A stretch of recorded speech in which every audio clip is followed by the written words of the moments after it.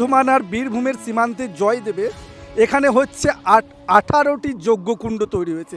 আচ্ছা, এখানে যে 18টা যজ্ঞকুণ্ড তৈরি হয়েছে এটার কারণটা কি? 18টি কুণ্ডে আমাদের শ্রী শ্রী মা বগলামুখীর যজ্ঞর আয়োজন করা হয়েছে এবং এই যজ্ঞ একসাথে কিন্তু যজ্ঞকুণ্ডগুলি প্রজ্বলিত হয়, মানে 18টা যজ্ঞকুণ্ড একসাথে জ্বলবে, একসাথেই হবে। ওখানে সবাই মিলে আহুতি দেবে। সবাই সবাই আসেন। আমাদের এরকম নেই যে জাতি ধর্ম নির্বিশেষে সকলে আসেন, সকলে তাদের যা যা মনোবাসনা, বিশেষ বিশেষ করে যাদের মারণ ব্যাধি, সেই কারণে কিন্তু এই যজ্ঞের আয়োজন। আচ্ছা, এখানে হবে মানে যজ্ঞটা হয়ে কি এখানে শেষ হয়ে যাবে? না, যোগ্য হয়ে শেষ হবে না। এই কারণে আমাদের 12 থেকে 20 জানুয়ারি অবধি আমাদের অনুষ্ঠান। সুতরাং বিভিন্ন তখন অনুষ্ঠান আমাদের চলে।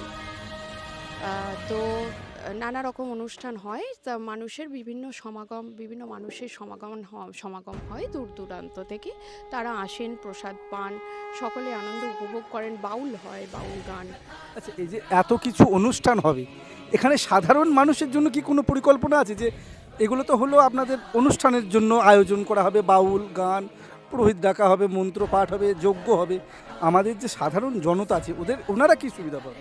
হ্যাঁ, এটা আমাদের আশ্রমের থেকে আমাদের ওল্ড এজ হোম করার পরিকল্পনা এবং হাসপাতাল করার পরিকল্পনা। এখান থেকে হাসপাতালও তৈরি করা হবে, হ্যাঁ হ্যাঁ, এটা কি সাধারণ মানুষের? প্রত্যেকের জন্য। এই হাসপাতালে যারা আসবে ট্রিটমেন্ট করাতে তাদের কি ফ্রিতে করানো হবে? হ্যাঁ, ফ্রি অফ কস্টে ট্রিটমেন্ট করা এটা মোটামুটি কতদিনের মধ্যে চালু হবে? হবে। আশ্রম করছে, গড়া হলে তারপর আস্তে আস্তে। হ্যাঁ, একদম পরিকল্পনা রয়েছে। মানে হ্যাঁ, এইটা কোথায়? এটি হচ্ছে ঠাকুর বিল্বমঙ্গলের জন্মস্থান, বিল্বমঙ্গল ধাম। জয়দেব থেকে জাস্ট 1.25 কিলোমিটার রাস্তা, অজয় নদের ঠিক পাশেই। এটি একটি পরিবেশ অনুকূল জায়গা বলতে পারি আমি, কারণ আমরা সবাই তো শহরের কোলাহলের মধ্যে বিরাজ করি। আমাদের এটা পলিউশন ফ্রি, যে কথাটা, আমাদের পলিউশন ফ্রি এরিয়া কিন্তু। আচ্ছা, এই আশ্রমটা কিসের, মানে কোন দেবতার প্রতিষ্ঠিত? এখানে আমাদের যেহেতু ঠাকুর বিল্বমঙ্গল, তিনি ছিলেন কৃষ্ণ সাধক, কৃষ্ণ ভক্ত, কৃষ্ণ সাধক।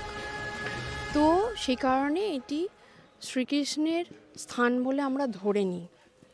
কিন্তু বাবাজি নিজে শাক্ত শৈব পরম্পরার, সুতরাং আমাদের শিব মন্দির প্রতিষ্ঠা হয়েছে, আপনারা জানেন।